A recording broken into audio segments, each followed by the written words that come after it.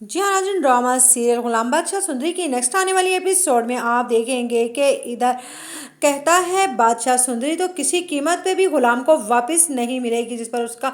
बाप कहता है तुम्हारा दिमाग तो नहीं खराब हो गया है, इस लड़की की खातिर तुम क्या कुछ कर रहे हो, तुम्हारी शादी है, मैं क्या मुंह दिखाऊंगा पूरे खानदान वालों को। लेकिन बादशाह के सर पर तो सुंदरी की मोहब्बत का भूत सवार है और उधर अब गुलाम से बदला लेने की भी आग भड़क गई है बादशाह के दिल में, क्योंकि बादशाह हमेशा ही गुलाम की ढाल बना रहा। लेकिन गुलाम ने क्या किया सब कुछ मालूम होने के बाद कि वो सुंदरी के लिए किस कदर पागल और दीवाना हो चुका है, उसने उसे खबर तक नहीं होने दी कि सुंदरी उसके पास है और वो दर बदर की ठोकरें खाता रहा। लेकिन इधर सुंदरी तो सिर्फ एक ही कलमा पढ़ रही है और वो भी गुलाम के नाम का, जिस पर बादशाह कहेगा कि मैं सब कुछ माफ कर सकता हूँ लेकिन गद्दारी हरगिज नहीं माफ कर सकता और सुंदरी सिर्फ मेरी है और मेरी ही रहेगी। लेकिन वो ये नहीं जानता कि गुलाम भी अब बादशाह के सामने डटकर खड़ा हो जाएगा, ये सोचे बगैर कि वो कभी उससे बहुत ज़्यादा मोहब्बत करता था और बादशाह के किसी भी मर्जी के खिलाफ कोई काम नहीं करता था। लेकिन अब की बार